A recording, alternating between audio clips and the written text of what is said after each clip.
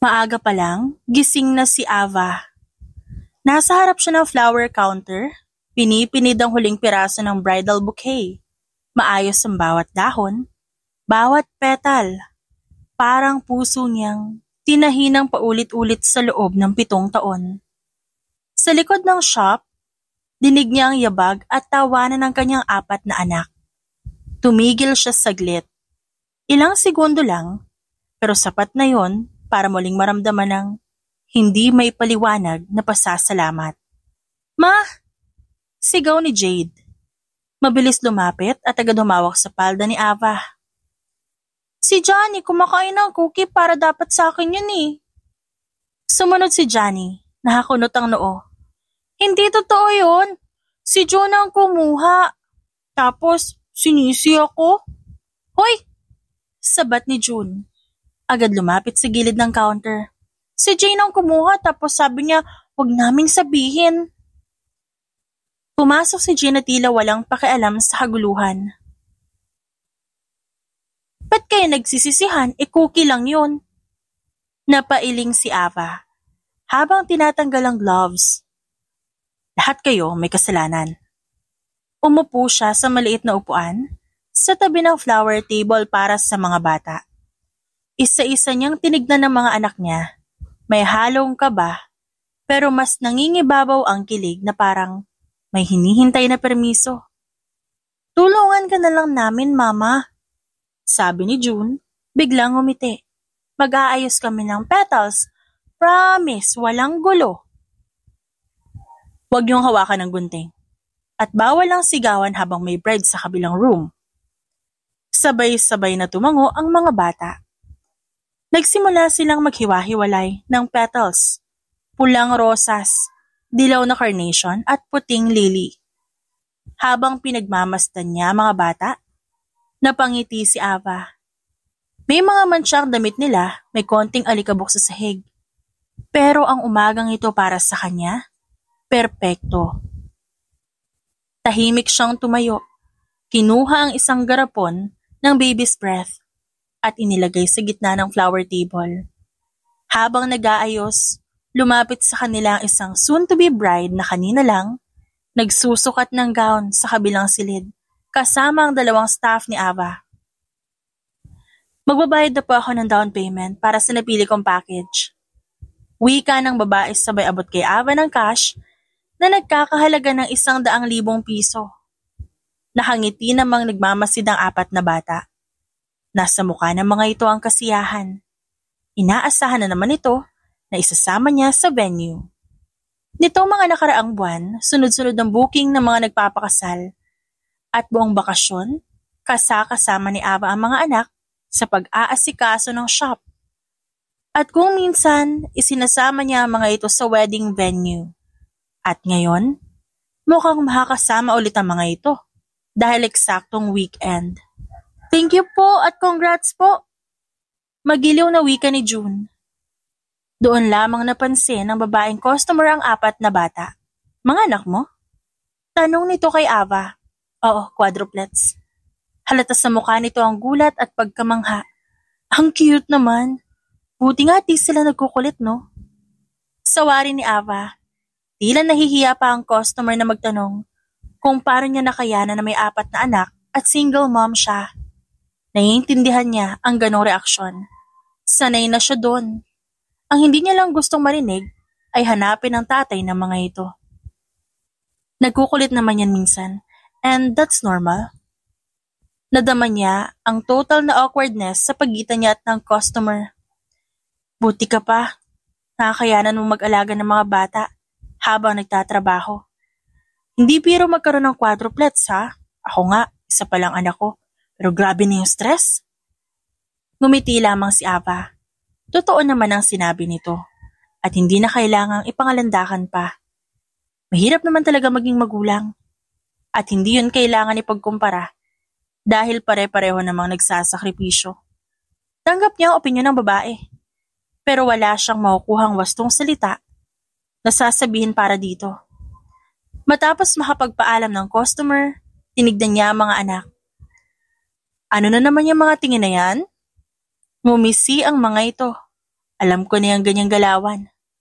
Kumuha siya ng 40 pesos sa kaha at inabot sa apat. O bumili na kayo ng snacks niyo. Kumain na po kami ng cookies na baon namin. Ihuhulog na lang po namin ito sa alkansya. Ani Jade, na sinang-ayuna naman ang tatlo. Sa tuwing ginagawa yun ng mga anak niya, tila kinukurot ang kanyang puso. Ngayon sure na siya, she made the right decision. Pinalalaki niyang mabuting tao ang mga ito at nagawa niya yon nang siya lang. Malaking bagay para sa tulad niyang single parent. Kinahapunan, habang umuusad ang kotse sa mabagal na trapiko ng hapon, pinagmamasan ni Ava ang mga anak sa rearview mirror. Pagod na ang ilan, pero hindi pa rin mapigilan ng kakulitan ng iba. Ma? Bungad ni June habang pinupunasan ng ice cream sa pisngi. Ilang tulog na lang yung pasukan sa school, di ba? Yes. Excited na kayo? Nakangiting tanong niya habang nagmamaneho. Super excited! Sabay-sabay na sagot ng mga ito, kaya halos mabingi si Ava. May event po sa first week. Talent showcase. Pwede raw mag-volunteer mga students. Dagdag ni Jane, parang seryosong negotiator. Gusto po naming sumali, kaming 4. Napalingon si Ava saglit. Kita sa mukha niya ang pagkagulat. Lahat kayo? Sa isang stage? Teamwork yun, Mama. Si June kakanta, si Jane sasayaw, ako magpapiano at si Johnny naman magre-recite ng poem. Tumawa si Ava, pero hindi niya napigilan ng konting pangamba. Alam niyo anak, medyo mataas ang expectations sa private school. Baka masyado kayong kabahan. Hindi po, kaya namin yun. Sagot ni June, gusto naming ipakita hindi lang kami cute, talented din. Napangiti si Ava. Alam niyang matapang ang mga anak niya, pero alam din niyang hindi biro ang exposure, lalo na sa isang malaking event na isang kilalang private school na halos pinilit pa niyang pasukan para sa magandang oportunidad. Kailangan niyo muna mag-practice, sabi niya, habang pinapabagal ang takbo ng sasakyan sa approaching curve. At pag-isipan niyong mabuti kung handa kayo. Ready na, Mama. Promise. Sagot ni Jane na punong-puno ng kumpiyansa. Habang tumatawid sila sa intersection, napatingin si Ava sa rearview mirror. Kita niya ang refleksyon ng araw, palubog na, pero may mainit pa ring liwanag. Parang ganun din ang nararamdaman niya. Pagod pero buo. Takot pero matatag. Hindi niya mapigilang kabahan para sa mga anak niya. Pero mas nangingibabaw ang paghanga. Nagdesisyon siyang ihinto sandali ang van sa gilid ng park at humarap siya sa mga bata. O sige, kung gusto niyo sumali, tutulungan ko kayong maghanda. Sumigaw ang 4, sabay-sabay at puno ng tuwa. Tahimik lang si Ava habang pinagmamasa ng ngiti ng mga anak niya. Sa dami na hindi niya naibigay noon. Ngayon niya naramdaman na baka sa sarili niyang paraan, nababayaran na rin niya ang mga nawalang taon. Nang sumunod na araw, sa isang sulok ng silid, abala si Ava sa pag-aayos ng laylayan ng wedding gown na suot ng isa sa kanyang bride client. Nakaupo ang 4 niyang anak sa maliit na mesa sa gilid. Tahimik, ngunit may kislap sa mga mata habang pinagmamasa ng 2 babaeng nakagown. Ang ganda po niya, Mama. Bulong ni Johnny habang nakasandal sa mesa. Parang mga prinsesa sa libro. Ang haba ng belo parang ulap. Dagdag ni June, nakabuka ang bibig sa paghanga. Hindi napigilan ni Ava ang mapangiti. Tumayo siya, pinantay ang laylayan ng gown at nagbigay ng huling instruction sa bride bago ito lumabas ng silid. Pagkalabas ng bride, sabay-sabay na tumakbo ang mga bata papunta kay Ava. Mama, kapag may kinasal ulit, pwede ba kami maging flower girl? Bungad ni Jane. Gusto ko ba magsuot ng pink na gown? Saad ni Jade. Yung may bead na kumikislap. Ako naman po, Ma, gusto ko na fairy wings. Sabi ni June. Pwede rin po kayong ikasal, Mama. Hirit naman ni Johnny. Tapos, kami po yung flower girls nyo. Natawa si Ava doon, pero mabilis din napawi ang ngiti. Naku mga anak, hindi ko kailangan ng kasal para maging masaya ha. Sapat na kayong apat. Boyfriend lang po. Para may katuwang ka? Umiling si Ava habang tinutupi ang tela sa kanyang mga braso. Hindi ko rin yan kailangan. Alam nyo, hindi kailangan may lalaki para maging buo ang pamilya. Pero mama, lahat ng bride may kasamang groom. Ikaw lang ang maganda pero mag-isa. Ungot ni June. Hindi ako mag-isa. Nandyan kayo. At kung may pipiliin man akong unahin, palagi kayong mauuna sa puso ko. Tumahimik ang mga bata. Alam nilang totoo ang sinabi ng ina at sa murang edad, ramdam nila ang lalim ng pagmamahal nito. Lumuhod si Ava sa harap nila at hinaplos ang buhok ni Jane. Kapag kayo ang naglakad sa altar balang araw, ako ang unang-una sa front row. Pero ako, hindi ko na kailangan maglakad doon. Kasi ngayon pa lang alam kong panalo na ako sa buhay. Dahil kayo ang premyo ko.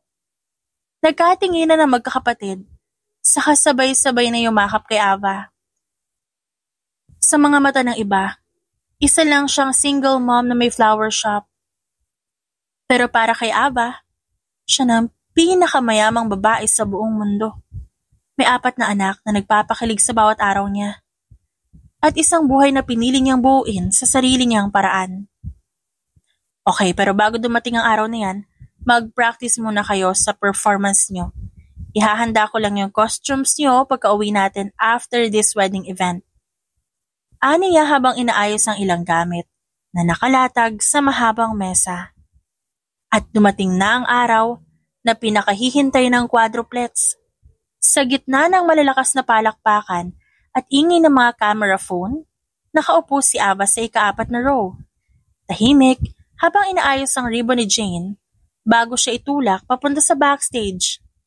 Lahat ng anak niya masiglang naghihintay ng kanilang turn. Si June may dalang mikropono, si Johnny hawak ang memorized poem, si Jade ang tutugtog ng simple piano piece, at si Jane naman naka-ballet shoes na. Tahimik lang si Ava pero sa loob niya, kinakabahan siya. Bumibilis ang tibok ng puso niya. Hindi dahil sa kaba para sa performance ng mga anak niya, kundi dahil sa tahimik na panalangin na sana walang mapuna ang ibang tao sa kanila. Na sana hindi sila husgahan dahil wala silang ama sa piling nila. Nang tawagin ang pangalan ng 4, sabayang palakpakan ang bumalot sa venue. Tumindig si Ava ng konti para makita ng malinaw ang stage, kompleto sa props at confidence ng mga anak niya. At habang unti-unting lumalalim ang performance, maririnig ang halakhakan at paghanga ng mga tao. At doon may nakita siya. Isang pamilyar na tindig sa may kanan ng auditorium. Nakaupo, tahimik, matikas, naka-dark suit. Disente pa rin tulad ng dati. Ngunit na magsimulang pumalakpak ang mga tao para sa mga bata, siya ang huling tumayo. Tumayo at buong lakas na pumalakpak. Mas mahaba kesa sa iba. Mas totoo kesa sa iba. Yun, si Sebastian Villamonte. Bumalik ang init sa kanyang pisngi, na tila matagal nang nawala. Sa 7 taon ng tahimik na pamumuhay, ngayon na uli niya naramdaman ng ganitong uri ng kaba. Hindi siya sigurado kung dahil ito sa sorpresa, sa hiya, o sa mga alaala na pilit na niyang binabaon. Hindi siya gumalaw, hindi siya ngumiti. Tumangulang siya ng bahagya at saka ibinaling muli ang tingin sa stage. Tinapik niya ang dibdib niya ng bahagya. Pilit pinakakalma ang tibok nito. Normal lang, kaya niya ito. Pinilit niyang kayanin. At nang bumaba na ang mga bata at tumakbo sa kanyang direksyon, isa-isang yumakap sa kanya ang mga ito. Mama, ang saya! Ang dami po pumalakpak sa amin! Sigaw ni June. Pogi po sa harap ng lakas ng palakpak, ma! Sabi ni Johnny sabay tawa. Hindi na sumagot si Ava. Inilagay niya ang kamay sa likod ng mga anak at kumiti. Bagamat ang isip niya, wala sa paligid, nasa likod na, kung saan naroon si Basti. At hindi siya nagkamali. Nang akma na siyang tatalikod, nakita niyang lumapit ang lalaki.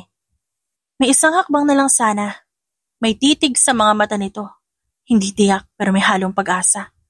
Ngunit may naunang humawak sa braso ni Basti. Isang babae, elegante, maganda, at halatang sanay sa eksenang sosyal. Yumakap ito kay Basti mula sa gilid at hinalikan to sa pisngi. At nang umiti ito kay Ava, may kumpiyansang parang sinasabi na, ako na ngayon ang kasama niya. Tumangulang si Ava bilang tugon. Inilapit niya ang mga anak sa kanya, sabay sabi ng mahinahon, tara na mga anak, tapusin yung show. Walang nakapansin sa biglang lamig ng kanyang tinig, ni walang nakaamoy sa pighating pinilit niyang itago. Habang papalabas sila ng auditorium, hindi niya nanilingon si Basti. Hindi niya nainisip kung susundan ba siya nito, kung tatawagin siya. Dahil sa isip ni Ava, may mga pintong kapag isinara mo na, hindi mo na dapat pang silipin muli. At kahit pabuksan yun ang pagkakataon ngayong araw, wala sa plano niya ang pagbukas. Hindi ngayon. Hindi habang nakatingin sa kanya. Ang apat na batang dahilan kung bakit siya buo. Sa labas ng private school, sa may drop-off zone, hapon na at nagsisibalikan ng mga magulang at bata sa kanika nilang sasakyan. Maliwanag ang paligid. May iilang streetlight at malamig ang simoy ng hangin. Ang mga bata ay nasa loob ng sasakyan ni Ava, kumakain ng sandwich habang nagkukulitan. Nasa labas si Ava.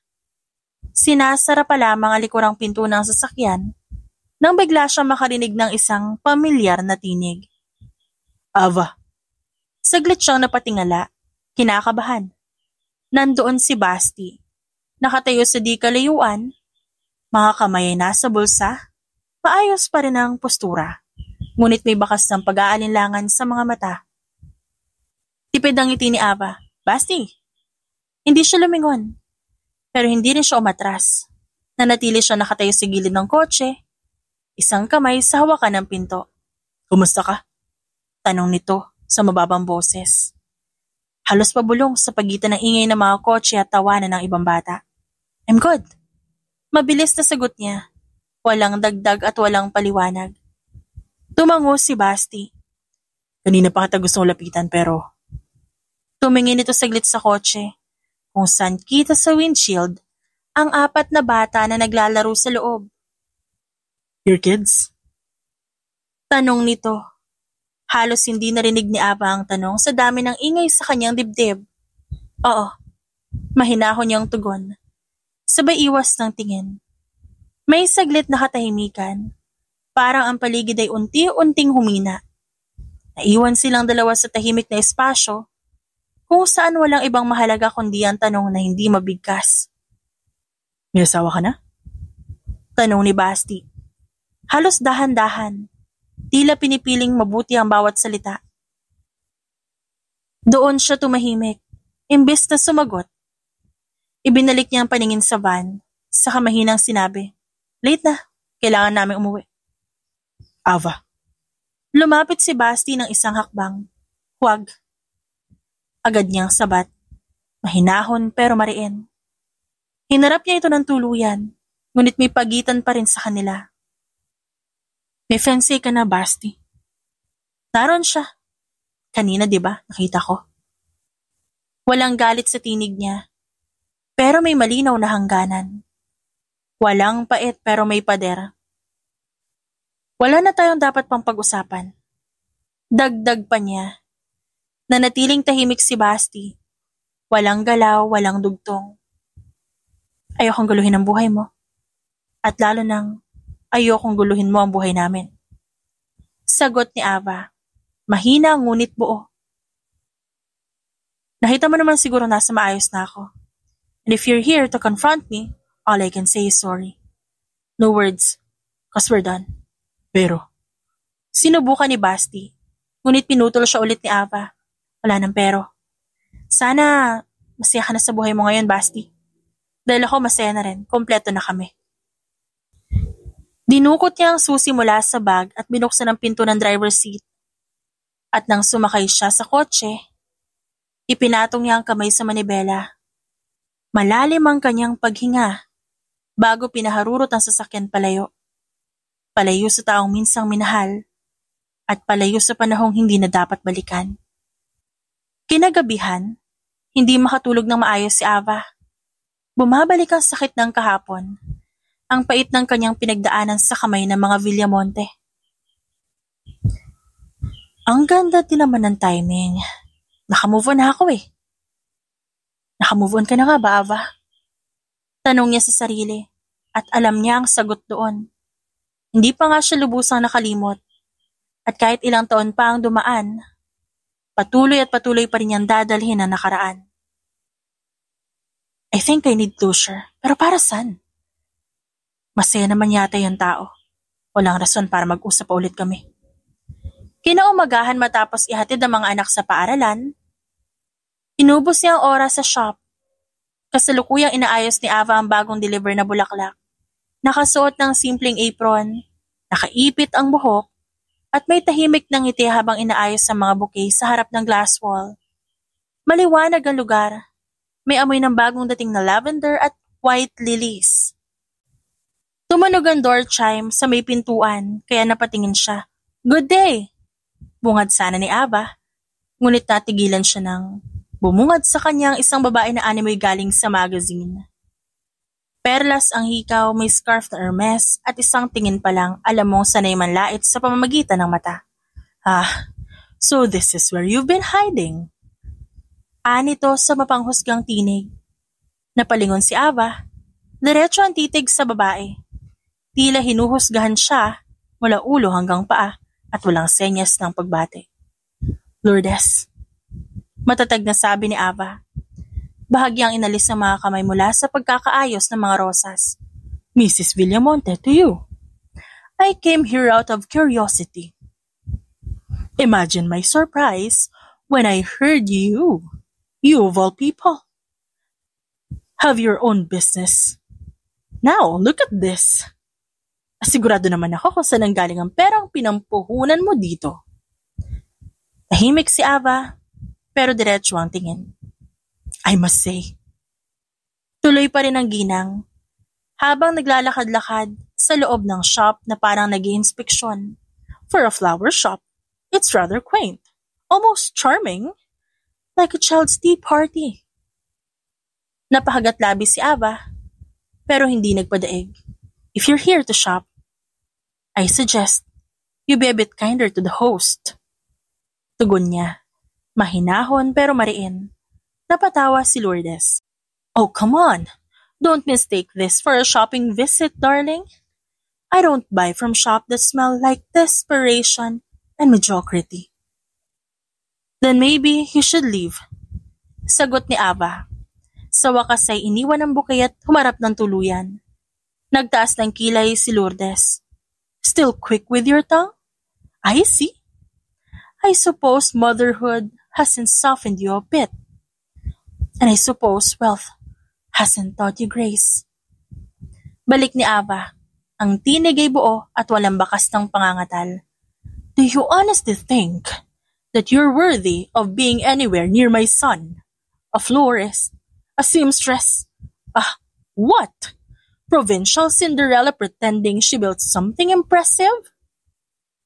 Napatiimbagang si Ava pero hindi siya natinag. I'm not pretending, Mrs. Villamonte. Itong negosyong to, this shop, nakita mo ba yung mga bulaklak na to? Itong mga damit? Tumuro siya sa paligid. Marahan pero may lakas. Binuo ko to. From nothing. I don't just work here. I own it. And you're mistaken. Ibinalik ko ang perang ibinayad mo noon para hiwalayan ang anak mo. Tanong mo sa sekretarya mo. O baka malamang pati yun na ibulsa niya na. Napakurap si Lourdes. I am not some damsel waiting to be rescued. Isa akong babae na marunong lumaban para sa sarili. I raised 4 children by myself. I faced judgment, loss, and loneliness. So kung pumunta ka dito para tignan kung kawawa ako o nagmamakaawa ako o mahina ako o broken ako, you're wrong. kasi wala ka sa tamang address. Sandaling katahimikan. Tila hindi alam ni Lourdes kung paano lalamunin ang tinig ni Ava. Sa unang pagkakataon, hindi ito ang may huling salita. And if you have problem with the scent of hard work and survival, bukas naman ang pinto. Parang bibig mo. At this time, I suggest you walk out with a bit more dignity. Tahimik na lumingon si Lourdes sa paligid, napahiya, ngunit pilit ang ngiting mapagmataas pa rin. Sa huli, inilagay niya ang bag sa balikat at nilagpasan si Ava. At may paang biglang tumikim. Habang palabas, isinarado niya ang pinto. At sa sandaling yon, bahagyang napabuntong hininga si Ava. Mata pobre. Bulong niya sa sarili. Ngunit sa likod ng kanyang mga mata, isang naninindigang apoy. Dahil hindi na siya ang babaeng iniwan noon. Anyari dun, te? Nagpunta lang dito para awayin ka? Tanong ni Sarah, isa sa kanyang empleyado. Nagmamataas. Hindi ko nga gets kung ba't nakarating yun dito. 7 years ding hindi ko nakita yung pagmumukha ng babaeng yan. Hala, baka may hidden agenda ulit sa'yo. Naku, mukhang history repeats itself, ha? Subukan niya lang. Hindi ko talaga siya aatrasan. At kung iniisip niya, nalalapitan ko ulit yung mama's boy niyang anak, dun siya nagkakamali. Never again.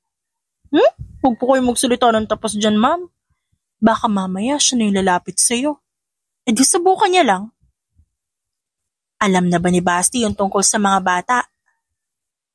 Saglit na napaisip si Ava. Eventually, he'll find out. Sa ako naiisipin kapag nangyari na. Sandali siyang tinitigan ni Sarah na para bang alam nito ang kanyang iniisip. Babalik na ako sa school. Ikaw na munang bahala dito. Paalam niya at lumabas ng shop. Kinahapunan, dalang dalawang paper bag ng bagong biling mga school supplies, tahimik na naglalakad si Ava, pabalik sa kung saan naroon ang mga anak niya. Kanina lang iniwan niya ang mga ito kasama ng kanilang homeroom advisor at ilang kaklase habang siya'y mabilis na bumili. Ngunit pagkarating niya sa playground, tila may humigpit sa kanyang dibdib. Napatigil siya. Sa lilim ng malaking puno, kitang-kita niya ang 4 na munting kaligayahan ng buhay niya. Nakaupo sa isang bilog, may hawak na ice cream, habang nagtatawanan. At sa gitna nila, si Basti. Nakangiti, tuwang-tuwa parang matagal ng bahagi ng kanilang mundong 4. Si June ang nagsasalita. Animated ang mga kilos ng kamay. Si Johnny, pinupunasan ng tissue ang bibig ni Basti. Habang si Jade, pinagmamalaki ang drawing niya. Si Jane, nakasampas sa hita ng lalaki, kumakain ng ice cream habang nakikinig. At doon sa gitna ng masayang tanawin, parang bumalik ang lahat. Ang kirot ng pagtatapos, ang luha ng gabi ng pag-iisa, ang sakit ng panahong siya'y nangulila, habang pinipilit buuing mag-isa ang mundong nasira. Saglit siyang napapikit, pinilit kontrolin ng emosyong tila muling gumising.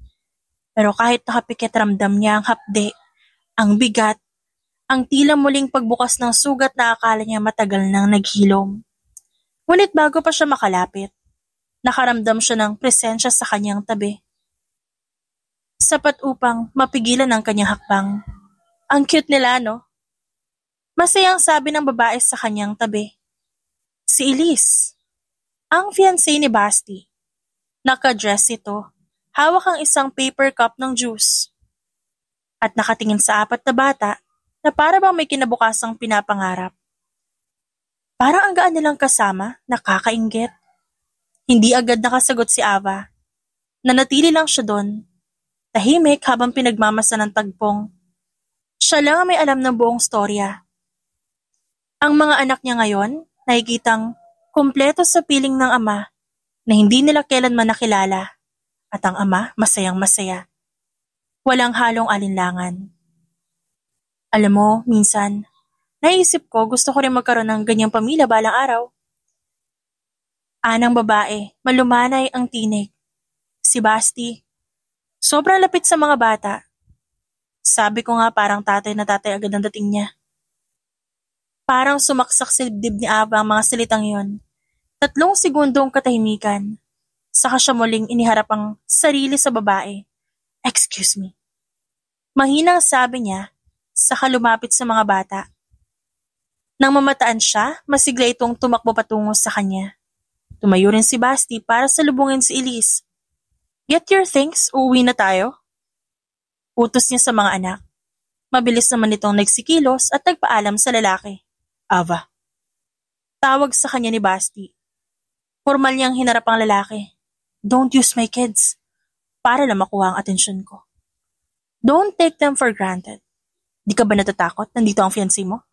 Maging sensitive ka naman. Binalingan niya si Elise na noon ay naguguluhan. Magkakilala kayo? Wala akong time para makapagkwentuhan. Tanungin mo na lang ang fiancé mo about it. Kasi nga sabi nila, transparency, respect, and communication are the keys to successful relationship. Ngumiti siya kay Elise. Wala naman siyang naramdamang inis para sa babae. Pero wala ding dahilan para maging close niya ito. Mula sa biyahe hanggang sa bahay, panay pa rin ang kwento ng mga bata tungkol kay Basti. Mama, look, binigyan po kami ni Tito Basti ng bagong laruan, tapos binilhan niya pa kami ng ice cream. Wika ni Jane. Ang gwapo po ni Tito Basti, ganda din ang girlfriend niya. Magkasunod na sabi ni Jade at June. Sayang nga, gusto ko pa naman kayong dalawa para sa isa't isa.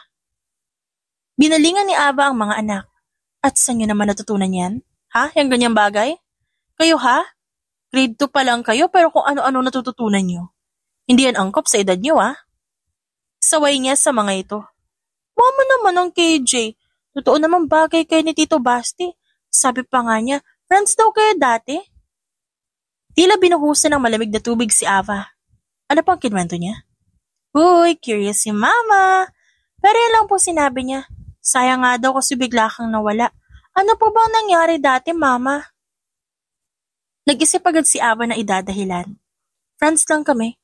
He has another girl and I have to step back. Kasi sino ba naman ako para ipaglaban ng taong hindi naman ako mahal? At natutop niya ang bibig nang ma-realize ang kanyang sinabi. Ah, so you're more than friends, Mama?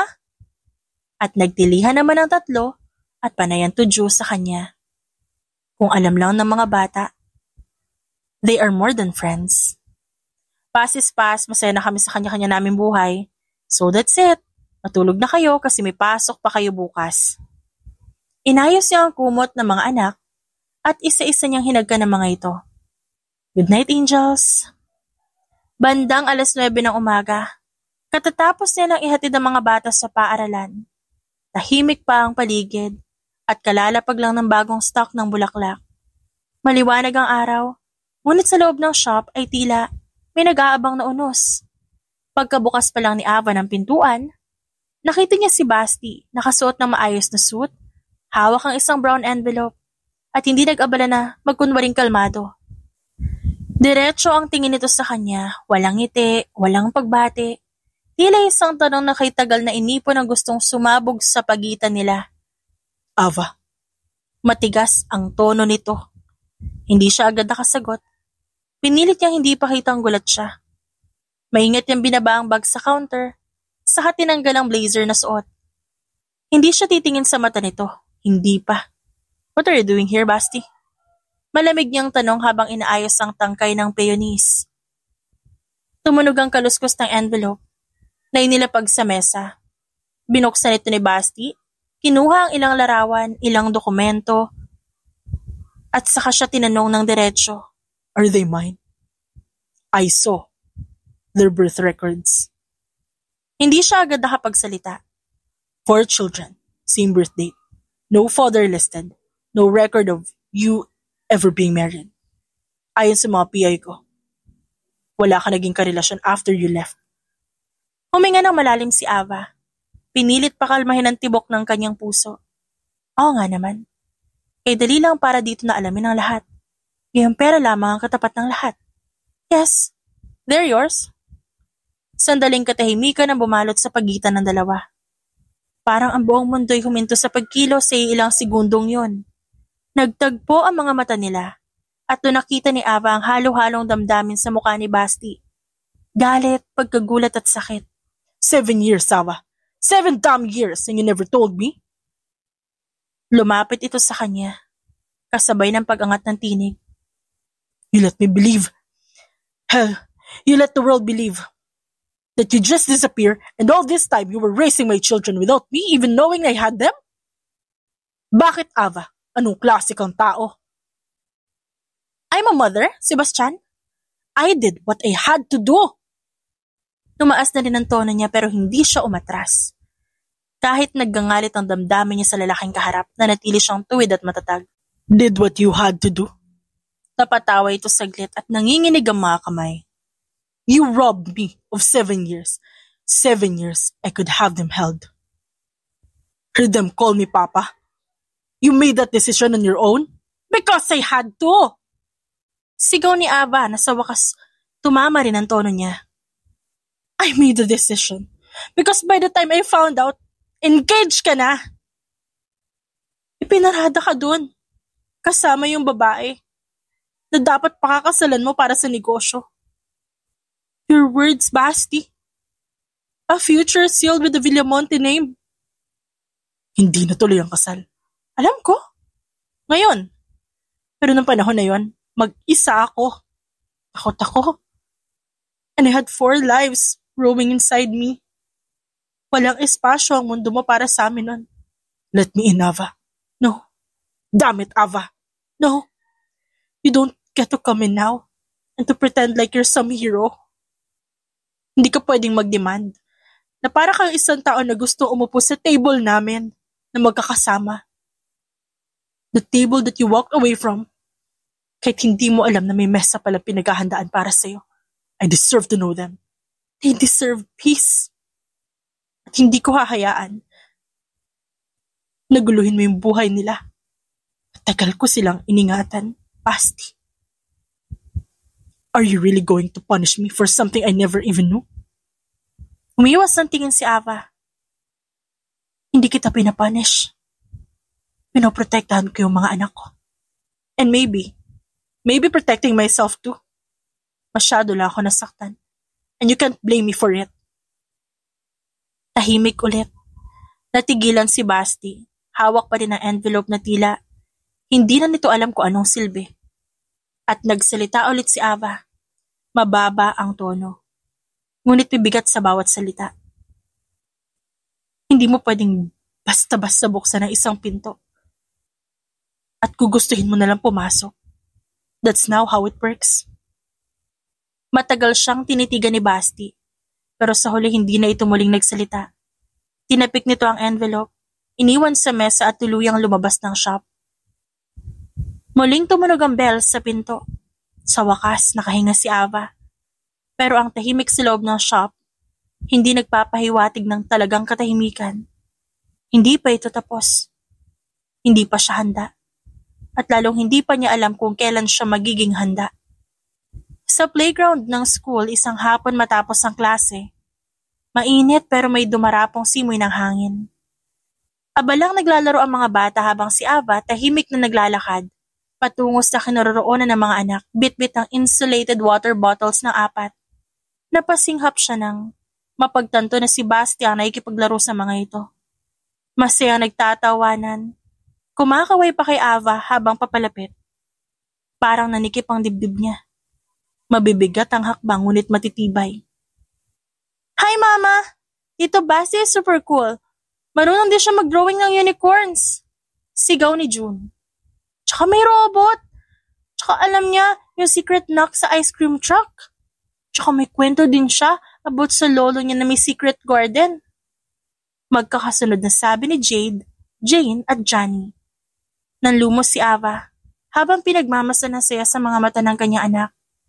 Tila wala man lang alinlangan. Walang pagdududa. Wala ni isang tanong. Parang palaging may puwang na nakalaan para kay Basti. Kahit kailan pa siya dumating. Nang makaalis pansamantala mga bata upang habulin ang bola, saka lumapit si Basti. Hindi ko sila pinilit. Sinabi ko lang na gusto ko makilala sila. Ang bilis nilang lumapit. It might be lukso ng dugo. That's how I felt the moment I saw them. Tahimik lang si Ava, pinapanood ang mga anak na masayang tumatawa. Sa liit ng mundo nilang hindi siya kasali. Good thing you're here. I have something to propose. Nagangat ang tingin si Ava, mabigat at mapanuri. Co-parenting. I'm not asking you to do anything. And hindi ko rin naman sila ilalayo sa'yo. I just want space, time, meals, kwentuhan, a few days in a week, if you allow me. I want them to know who I am. I want them to know me. Mas gugustuhin mong guluhin ang buhay nila. Come on, Basti. They're stable. Happy, safe. Hindi pa ba sapat sa'yo yun? Hindi, dahil kulang. And whether you like it or not, I am their father. You kept the truth from me. But now that I know, I can't unknow it. Kahit pa sabihing pumayag ako, ano sa palagay mo iisipin nila pag bigla ka ring nawala? At ano sasabihin mo kung magtatanong sila kung ba't ka lumalapit? Ava, I'm not going anywhere.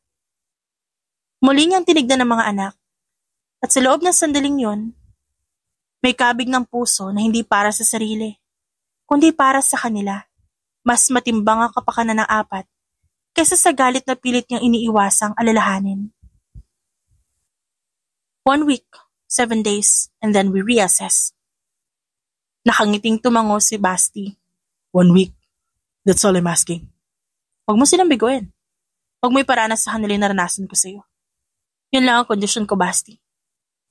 Mapait na ngumiti si Ava. Ngunit nagulat siya nang bigla siyang yakapin ito. Nagpapanik, tinulak niya ang lalaki. Don't mistake this of me forgiving you. I'm sorry, Ava. Hindi ko dapat yun ginawa. It's just that, sobra lang ako natutuwa sa narinig ko. Umatras ito ng isang hakbang at binaling ang tingin sa apat. Sa loob ng butik, 2 araw matapos magsimula ang co-parenting setup, maaliwalas ang araw at masaya si Ava habang inaayos ang appointment schedule para sa wedding fittings. Pero tila hindi natutulog ang bagyo dahil dumating ito sa katauhan ni Lourdes Villamonte. Napatingin si Ava sa pintuan at agad ng lamig ang balat niya na makita ang pamilyar na figura ni Lourdes. May bit-bit na Hermes bag, kasabay ang isang babaeng mukhang abogada. Well, I heard your little deal with my son. Maingat na inilapag ni Ava ang clipboard sa mesa. Good afternoon, Mrs. Villamonte. Matatag niyang bate. Kung para sa anak niyo kaya kayo nandito, mas mabuting siya ang kausapin niyo. I already did. Panlalaki ng mga mata ng matandang babae. And you clearly have him wrapped around your fingers. Tumawa si Ava. Mapait ngunit mahinahon. You overestimate me. You underestimate me. Let me make this clear, Ava. You may have had his children, but that doesn't entitle you to a place in our family. You're still the florist who ran away, and you will never be one of us. Ano bang gusto mong palabasin? That your presence in my son's life is a liability. And those children, while innocent, are a scandal waiting to explode. Hindi natinag si Ava. Tumayo siya mula sa likod ng counter at humarap ng tuluyan. I may not came from your world, Mrs. Villamonte, but I built one of my own. And your insults? They won't take it away from me. The sooner you disappear again, the better for everyone. Hindi sabihin mo sa anak mo na huwag siyang magpakita sa akin. Kasi hindi ako yung lumapit sa kanya. Siya yung lumapit sa akin. Hindi nakasagot si Lourdes. Matalim na tinignan siya nito. Bago muling naglakad palabas, kasunod ng abogada, na tahimik pa rin mula simula. Muli na iwan si Ava sa tahimik na shop. Pero hindi siya nanghina. Dahil minsan na siyang iniwan ng buong mundo at nalampasan niya yun. Dala ang 4 na dahilan para manatiling matatag. Isang masayang hapon sa Botanical Park. May mini picnic setup si Basti para sa quadruplets. May banig, pagkain, laruan at drawing materials kasama nila si Elise. Nakaupo sa gilid habang tahimik na pinagmamasa ng mga bata. Ang puso niya ay sabay na lumalawak sa saya at sumisikip sa bigat ng katotohanan. Ito ang unang pagkakataon na naramdaman niyang may puwang siya sa isang mundong pinilit itago sa kanya ng 7 taon. Ba't ang galing mo mag-drawing, Tito Basti? Tanong ni June. Nakatingala habang hawak-hawak ang sketchpad na may guhit nilang 4 na magkakapatid. Because I used to dream of becoming a cartoonist. Pero iba ang sinabi ng lolo, Sebastiano niyo. Dapat daw ako maging negosyante. Ang boring ng trabaho ng businessman. Reklamo ni Johnny sabay kagat sa chicken nugget. Laging nakasuit, laging may hawak na phone or laptop. Mas gusto namin yung nagpipiknik, tulad nito. Sabat ni Jane. Best day ever. Sayang wala si Mama. Tumawa si Basti at pinagmamasdan ng bawat isa sa mga ito. Can I ask something? Usisa ni Jade. Malumanay ngunit seryoso. If you really, really like us, can I call you Papa? Napatigil si Basti. Sa kanyang tabi, biglang lumambot ang katawan ni Elise. Ramdam niyang hinigpitan nito ang pagkakaupo, ngunit hindi ito umimik. Papa? Kasi may ibang bata sa school may Papa eh. Si Johnny kasi yung nagsabi na baka ikaw nga yung Papa namin. Saad ni June. Kasi magkamukha tayo. Dagdag ni Johnny. Tumikim si Basti. Halos hindi alam kung paano magre-react. Pero dumukwang siya at tinitigan ng mga bata isa-isa. You can call me whatever you want. But if ever gusto ko sana when you're ready. Hindi kailangan pilitin. But one thing is for sure. I'm really your papa. Paano po nangyari yun? Tanong ni June at nagkatinginan pa ang 4. Well, your mom and I had a past. Hindi lang siya basta kaibigan. We loved each other. Pero nawala siya bigla at hindi ko alam na may anak pala kami. At kayo yun. Kaya gusto kong bumawi sa inyo. Little by little. Okay. Sagot ng 4 halos sabay-sabay. Pero bago pa man makabawi ng hininga si Basti, lumingon sa kanya si Elise. Tahimik, mapayapa ang muka. Ngunit may lungkot sa likod ng mga mata. Basti, can we talk? Tumango si Basti, tumayo sila ng sabay. Habang nakatalikod sila, binasag ni Elise ang katahimikan. Ang ganda nila. They're kind, smart, alive. Sobrang buo sila, Basti. Hindi mo man aminin. Pero yung halakak mo kanina, ibang-iba. Hindi ko pa yun narinig sa'yo. Elise, ako na. I've been holding on for years. Waiting, hoping. Even when I knew deep down na hindi mo ako kayang mahalin sa paraang deserve ko. Napalunok si Basti. That's not true. Oh, but it is. And it's okay. Because I know understand why. Alam kong hindi mo ako kayang pakasalan, Basti. Hindi dahil hindi mo ako gusto. Kundi dahil may hinahanap kang buo at nahanap mo na pala yun. Namayani ang katahimikan sa pagitan ng dalawa. Parehong pinakaramdaman ng isa't isa. I'm letting you go. No. I'm letting myself go. What? No. Buo na ang desisyon ko. Nasa iyo na kung paano mo yan tatanggapin. I'll talk to your parents siguro mamaya. Because they have to know. They need to know. Sa Villamonte Estate isang gabi, sa dinner table kasama sina Lourdes, Elise, Sebastiano at Basti. Kumpleto ang pagkain. Kristal ang mga baso. Perfect ang ambiance. Ngunit hindi nito kayang pagandahin ang paparating na lindol. I heard you spent the afternoon with them at kasama pa si Elise. How classy. Malamig ang tinig ni Lourdes. Tahimik lang si Elise, ngunit si Basti kalmadong sumagot habang iniiwasang tumaas ang boses. It's none of your concern, Mom. It is my concern. Because it's affecting your decisions, your focus, your status. Ano ba ang iniisip mong mangyayari? Sabat ni Sebastiano. You can't be their father and still marry Elise. That's asking for too much. Dito na tumayo si Elise, matatag at maaliwala sa muka. I won't be marrying Basti. I've already told him. What? What do you mean? Sigaw ni Lourdes at napahampas sa mesa. Tumalsik ang isang kutsara. You're backing out now? After all the preparations, the agreements? I'm doing what's right. Sagot ni Elisa tumarap sa lahat. Para kay Basti. Para sa mga bata. At para na rin sa sarili ko. Pero ano na lang ang sasabihin ng mga tao? Halos pasigaw na tanong ni Lourdes. Hayaan mo silang magsalita. Dahil mas makapangyarihan ang katahimikan na kaligayahan kaysa sa maingay na pagpapanggap. Hindi nakasagot si Lourdes. Tahimik ang mesa. Mabigat ang katahimikan. Ngunit sa loob ni Basti may bahagyang liwanag. Hindi pa siya tapos. Marami pa siyang dapat patunayan. Ngunit sa wakas may isa na siyang kapanig. At kung bubuksan ni Ava ang puso nito, marahil, maririnig din ang puso ni Ava ang nais niyang ipahayag. Ang araw ay malapit nang lumubog. Kulay kahilang langit. Sa labas ng malalaking salamin. Amoy rosas, lilies, baby's breath ang paligid. May kahong bagong deliver na bulaklak sa gitna ng mesa.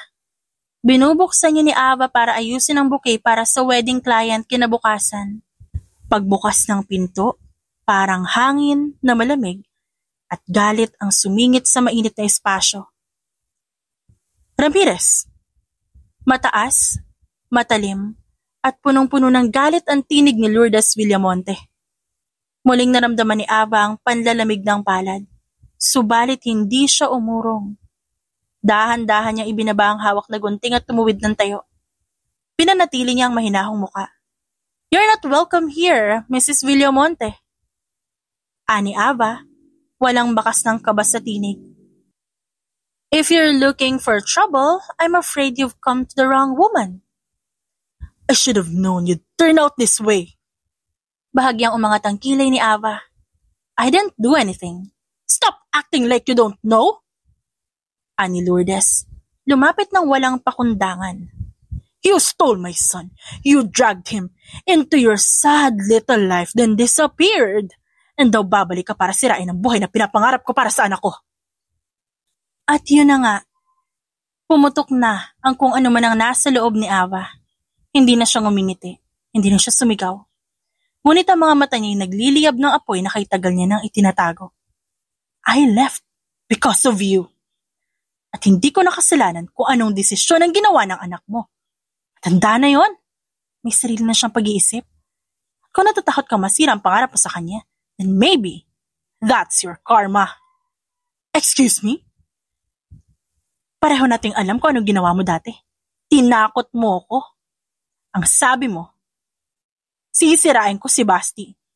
That your family would destroy mine. I was pregnant, Lourdes. You told me no child of mine would ever carry your name. Nabigla si Lourdes. Ngunit bago pa ito makasagot, isang pamilyar na tinig ang pumasok mula sa likod. You what? Nanigas ang katawan ni Ava. Paglingon niya, si Basti ay nakatayo sa may pintuan. Ngunit hindi ito ang lalaki nagkukubli sa anino ng ina. Galit ito at gulat. Sa kauna-unahang pagkakataon handang makinig. Don't twist the story. Basti, she left you. No goodbye. No decency. I left because I was 23. Alone, scared, at dahil sinabihan ako ng nanay mo na ikaw ay ikakasal sa anak ng business partner niyo. You were going to choose them over me. Over us. Napayuko si Basti. Ang mga kamay nito ay nakalapat sa tagiliran nanginginig. Hindi ito makatingin ng diretsyo. Sinubukan ko. Dagdag ni Ava. Sinubukan kong tiisin ang sakit. Na baka babalik ka. Na baka lalabanan mo sila ipaglalaban mo kami. Pero Basti, araw-araw mang pinatutunayan na mas mahalaga sa iyo yung salita nila kaysa sa akin. Tumulo ang luha sa gilid ng mata ni Ava. Pero hindi siya umiyak. Hindi siya humagulhol ng malakas. Tahimik lang na kumakawala ang luha sa kanyang mga mata. Nakatayo siya ng tuwid, matapang at buo. You had a choice. But you kept choosing them. Ava, I didn't know. Well, now you do. And now you know what it cost me. Pinalaki ko yung mga anak ko na mag-isa. I fought every fear, every doubt, every single night asking myself if leaving was the right thing. Pilit niyang pinakalma ang sarili. May panginginig pa rin sa dibdib niya. Pero hindi natakot, kundi pagod. Pagod na siya magpaliwanag. So, please, don't stand there acting like the victim. Tahimik si Basti, parang nilunod ng mga salita sa buong paligid. Sa gilid ng silid, hindi makapaniwala si Lourdes. Lumingon ito sa anak. You're not. Tama na, ma'am. Tama na, ma'am. Malamig ang boses ni Basti. Matigas. Hindi na ito yung batang sunod-sunuran. I heard enough. And I'm tired of not hearing the truth. Tumango si Ava. Saka binuhat ang kahong bulaklak na kanina pa niya dapat inaayos. I suggest you leave now, Lourdes. Next time, I won't be this polite.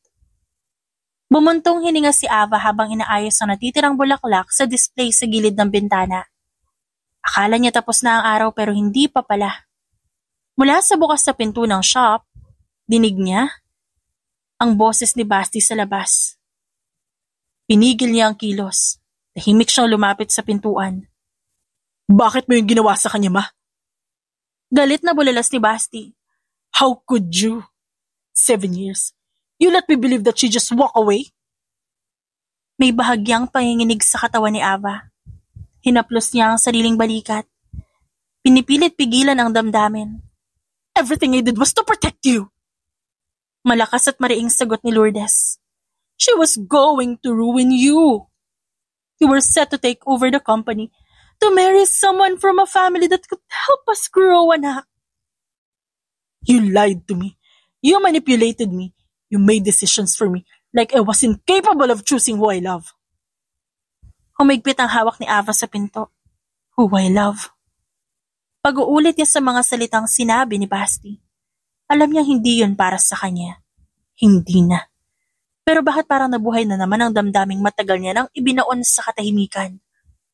She was carrying my children. And you made sure I'd never know. Sandaling katahimikan. Sunod na narinig ni Ava ang papalayong yabag. Pabagsak na pagsarado ng pinto ng kotse. Isang putol na buntong hininga. Tila tapos na ang pag-aaway. Ngunit nagsisimula pa lang ang bagyo sa loob niya. Bago pa siya makapagtungo sa counter, pumasok si Basti. Wala na ang galit sa mga mata nito. Kundi pagod, pagsisisi at lungkot na lang ang naiwan. Mabigat ang bawat akbang nito papalapit. Thank you for listening. I didn't know you were there. But maybe you needed to hear it too. Hindi tumugon si Ava. Tinignan niya ito diretso pero may distansya pa rin. I'm sorry, Ava. Hindi ko alam. Lahat ng ginawa nila sa'yo. If I had known, I would have left them. Putol niya. Gone against your mother, defended me?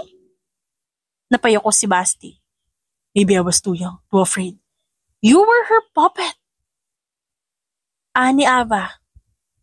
Punong-puno ng katotohanan ng sinabi. And I wasn't willing to raise my kids in that kind of world. Para lang alam mo. Nagtagpo ang kanilang mga mata. Punong-puno ng kasaysayan, ala-ala at sakit. Hanggang sa isa pang pamilyar na tinig ang sumingit mula sa pintuan. Then maybe he deserves another chance. Ani Elise at maamo ang ngiti nito. I know, you don't owe me anything, Ava. Ani Elise at tumabi kay Basti. I've seen the way he looks at you. The way he watches the kids.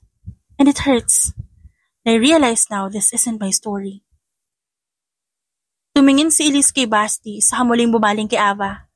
I want him to have a family. A real one. There's even a little space left for him in your world. Please, huwag mong hayaan yung pride mo. Na mawalan ka ng isang magandang bagay. Your pride is eating you, Ava. There's something beautiful with you having complete family. Hindi niya mapigilang mapatingin sa lalaki. May lungkot pa rin. Ngunit kaakibat ay hindi may paliwanag na damdaming hindi pa rin namamatay. I'm not promising anything. But if this is for the kids, then let's continue with co-parenting. Kumistap ang pag-asa sa mga mata ni Basti. Thank you. That's more than enough for now. Hindi lang for now. Dahil mula sa araw na yon, nagsimula ang bago sa pagitan nila. Napabuntong hininga si Ava habang inaayos ang pagkakatupi ng tela. Tahimik ang shop maliban sa tikatik ng ulan sa labas at mahinang classical music na tumutugtog mula sa maliit na speakers sa likod ng counter. Tahimik din ang puso niya ngayon, o mas tama sigurong sabihing kalmado, pero may konting gulo. Kumakatok na ulit si Basti sa katahimikan ng mundo niya. At ayaw man niyang aminin, napapansin niya lahat. Kung paanong lingguhan akong dumalaw ito sa shop para sunduin ng mga bata. Kung paanong magdala ito ng kape sa kanya. At sumisingit sa pagitan ng casual talks. Kung paanong dumarami ang mga gabing tila napapatingin siya sa telepono. At naghihintay ng kahit konting mensahe na hindi niya naman hinihingi. Pero gusto niyang dumating. Nagpakawala siya ng maikling tawa. Pagod ka lang, Ava. Mahina niyang bulong sa sarili. Ngunit sa hindi inaasahang pagkakataon, bumukas ang pinto ng shop. Kasabay ng malamig na simoy ng hangin at ambon, pumasok si Basti at may dalang paper bag at bagong lutong bibingka. Hi. Bati nito at may ngiting parang laging may bitbit na pangungumpisal. Nagluto si Nanay Lina. Naalala kong paborito mo to tuwing maulan. Tinaasan siya ni Ava ng kilay, sabay abot ng bag. Pakisabi salamat, babayaran ko siya bukas. Libre daw, sabi niya. Bayad na raw yung paminsan-minsan mong pagtulong sa kanya noon sa palengke. Napangiti si Ava ng tipid. Kinuha niya ang bibingka at nilagay sa counter. Wala siyang inimbita. Pero kusang pumasok sa loob si Basti. Nakatayo ito ngayon sa gitna ng shop tulad ng dati. Pero ngayon may pag-iingat sa bawat kilos nito. Parang isang bisita sa isang dambanang hindi sigurado kung siya'y welcome. Naayos na ba lahat? Na-schedule ng mga bata sa piano lessons. Settled. Nakangiting sagot ni Basti. Wala ka naman sigurong binayaran, no? Wala. Ginawan ko lang ng paraan. Gusto ko maranasan nila yung mga bagay na hindi ko naibigay noon. At least, kahit ngayon. Tahimik ulit. May bigat sa pagitan nila. Pero hindi na ito kasing tindi ng dati. Parang usok ng lumang kandila, nandyan pa rin. Pero unti-unti nang nawawala. Lumapit si Basti sa likuran ni Ava at bahagyang sumilip sa ginagawa niya. Ang ganda ng mga gawa mo. Dati hindi ko to pinapansin. Akala ko simpleng passion lang to. Pero ngayon, I see how much work you put into this. Nagtaas ng kilay ang babae, bahagyang nakangiti. Wow, that's surprisingly mature of you. Fatherhood changed me. Or maybe Elise did? Hindi niya alam kung saan galing yon. Pero hindi rin siya nagsisi. Dahil saglit na tumigil si Basti sa kamarahang umiling. Elise helped me understand. But she's not the reason I'm trying, Ava. It's you and the kids. I'm not here to win you back. Well, not just yet. Basti, let me finish. I know, co-parenting is the only thing you're allowing right now, and I respect that. But I want to be more than a weekend dad. I want to earn your trust. Slowly, every day. Hindi siya sumagot. Naramdaman niya na lang ang pagtibok ng puso niya. Hindi na galit kundi takot. Takot na baka masaktan siyang muli. Pero naroon din na isang bahagi ng damdaming gustong maniwala na baka nga ito na ang bagong simula. Kinabukasan Sabado, sa isang open park, may picnic mat, may bubbles at sandwiches, at 4 na batang tumatawa habang nagkukulitan. Papa Basti, tignan mo ako! Sigaw ni Jade habang umiikot na parang balerina. Talo ka pa yung dancer sa TV eh. Sigaw ni Johnny. Can we call you Papa for real? Tanong ni Jane, habang abalang inaayos ang drawing pad ni Basti. Yeah, I like it. You act like a papa anyway. Hindi sumagot agad si Basti. Pero na magtagpo ang mata nila ni Ava, saglit silang nagkatinginan. Tumango si Ava. Hindi na nga ako pero nagpahintulot. If you want that, then yes. If that makes you happy. Sa hindi kalayuan nakaupo si Ava. Nagmamasid at tahimik. Hindi niya alam kung anong mararamdaman. May kirot? Oo. Pero higit doon may pag-asa. Dahil sa unang pagkakataon, hindi lang siya nagdadala ng mundo ng mga anak niya. Sa wakas may kasama na siya. May kakampi. At ang puso niyang ilang taon ng sarado, unti-unting natututong magbukas muli. Linggo ng hapon sa veranda ng shop, mahinang araw at preskong hangin ang pumapasok doon. May mga hanging planters sa paligid. May mabining tugtog mula sa loob. Ma, mag-date naman kayo ni Papa. Wika ni John habang nakaakbay kay Jade at hangiting may kapilyuhan. Naku, oo nga. Sabat ni Johnny. Habang pilit ipinapasa kay Ava ang isang pirasong papel na may nakasulat na Date Mission, Mama plus Papa. At may maliit na pusong crayon drawing. Ibinok na po namin yung table sa likod ng shop, sa garden, may fairy lights. Dagdag ni Jane, sabay tili. At kailan kayo natutong mag-book ng date, ha? Ani Ava at napahawak sa kanyang sintido at napailing. Ever since you both kept staring at each other and not talking. Sagot ni June. Hindi napigilan ni Ava ang matawa. Grabe kayong apat. Akala niyo kung sino kayo matanda. Ngunit bago pa siya makatanggi, itinulak na siya palabas ng backdoor. Naroon si Basti. Nakasuot ng simpleng gray shirt, dark jeans at mukhang hindi rin alam kung anong nangyayari. Hawak nito ang isang tray ng lemonade. Nagtagpo ang kanilang mga mata. Pareho silang napangiti. Yung tipong hindi sapilitan kundi dahil magaan ang kanilang puso. Tahimik silang umupo sa maliit na table sa likod ng shop, sa ilalim ng mga fairy lights na isinabit ng quadruplets. May mason jars ng wildflower, may cupcakes sa gitna at malamig na lemonade. Walang nagsalita agad, pero wala ding awkwardness. May presensya lang, masyadong matatag para baliwalain. Para tayong pinilit. Natatawang wika ni Ava habang inaayos ang kulot ng buhok na nahulog sa gilid ng kanyang muka. Pinilit nga. But that's okay. It's fine with me. Napatingin siya rito. Dati hindi ka marunong humawak ng tray. Dati hindi ako marunong maghintay. Pero ngayon marunong na ako. Kasi ikaw ang hinihintay ko. Kaya ko kahit habang buhay. Iba na si Basti. Hindi na lang sa pananalita kundi sa paraan ng pagtitig nito.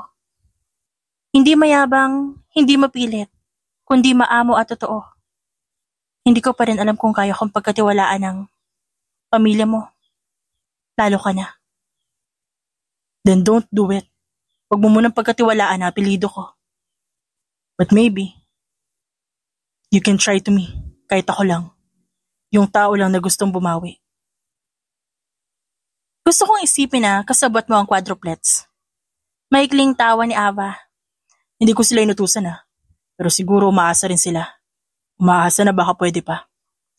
Sa isang sulok ng alaala ni Ava, sumingit ang larawan ng 22 na si Basti noon. Takot, pabigla-bigla, hindi marunong lumaban para sa sarili. At ngayon narito ito, nakaupo sa harap niya. Tahimik, mapagpakumbaba, at sa likod ng mga mata nito, naroon pa rin ang lalaking minahal niya noon.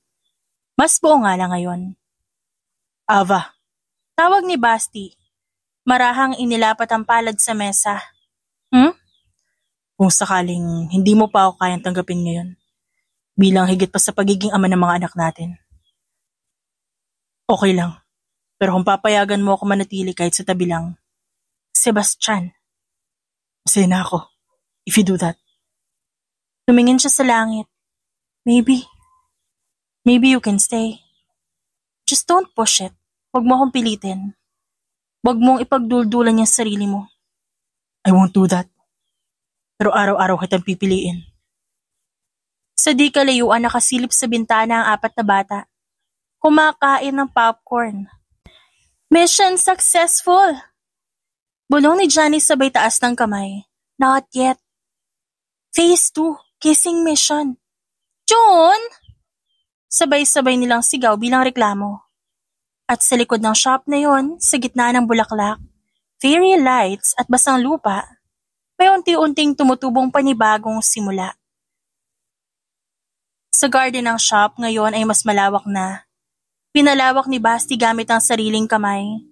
May taniman ng lavender, roses at sunflower. Ang dating maliit na espasyo roon, naging maliit na paraiso.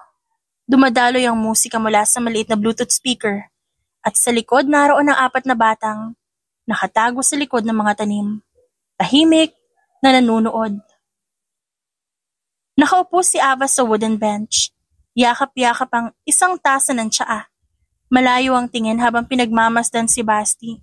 Suot ang simpleng sando at may lupa sa kamay. Halatang pagod. Pero ngumingiti pa rin habang tinatanggal ang damo sa gilid ng pathway. Parang kahapon lang, wala ito. Parang kahapon lang, may kirot pa sa puso niya. Tuwing naiisip kung paano niya piniling iwanan ito noon. Pero ngayon narito na ito. Hindi dahil sa awa, hindi rin dahil sa pressure, kundi dahil pinili nitong bumalik. Pinili nilang muli ang isa't isa. Lumapit si Basti hawak ang maliit na paso ng yellow roses. Para sa'yo, sabi nila, yellow roses means new beginnings. Tinanggap ni Ava ang paso at matipid na ngumiti. Lahat ng tanim natin dito may kahulugan pala, no? Biro niya. Pinilit gawing magaan ang paligid.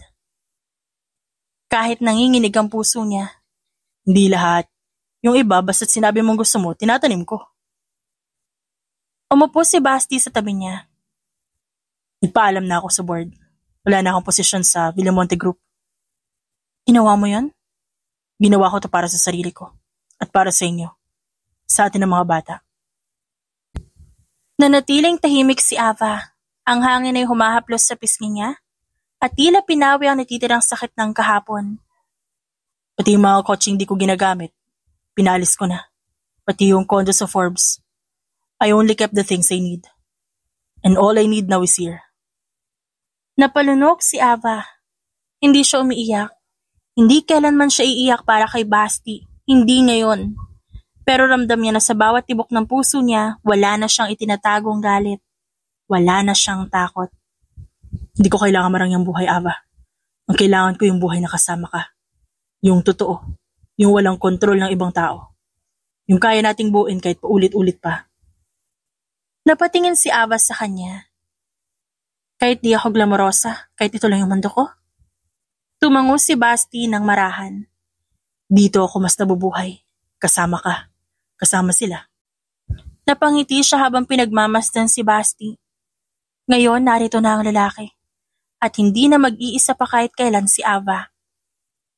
Kahit di ako mayaman? Itong maliit mong shop? God, Ava, you really humble yourself. You make millions here in a year. At gusto kong palaguin pa ito. Let's make million in a month. And let's make our life wealthy with what we have. Sabay tingin sa 4 na bata na nagtatago pa rin sa likod ng nagkukumpulang halaman. Naglakad si Basti papunta sa harapan ng shop sa kalumuhod. May hawak siyang maliit na kahon, kaya napasinghap si Ava. Wala akong pera ng Villamonte, pero may ipon ako. At may 4 tayo malalakas at matatapang na anak. Binuksan ni Basti ang kahon. Isang simpleng singsing. Pero napakaganda sa paningin niya. Halatang napakamahal nito. Halatang pinag-ipunan. Will you marry me, Ava Ramirez? Pero sa pagkakataong ito, hindi na kita iiwan. At kahit sinong Lourdes pa yan, hindi ka nila kayang galawin. Napangiti si Ava. Hindi mapawi sa mukha niya ang kasiyahang nadarama sa sandaling iyon. At sa likod ng halaman, sabay-sabay na patili ang 4. She said yes! She said yes! Saad ni June. Huwag mo na tayo lalabas, may kilig po.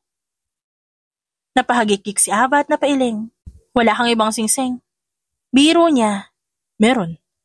Pero ito yung binili ko bago ka umalis. Akala ko itatapon ko lang eh. Pero tingnan mo, tayo ngayon. Tayo pala magkakatuluyan. Hindi pa kita sinasagot. Pero sasagutin mo ako. Oo na. Sinasagot na kita. Papayag na ako magpakasal sa'yo. Ilang buwan ang lumipas, isang simpleng kasalan sa likod ng flower shop. Si Ava nakasuot ng sariling disenyo. Si Basti may hawak na bouquet ng sunflower. Ang quadruplets, flower girls at bearers. Si Si Lourdes, wala. Nasa Europe. Si Sebastiano, imbitado. Nagsimula itong humingi ng tawad, pero hindi pa nila tinatanggap ng lubusan.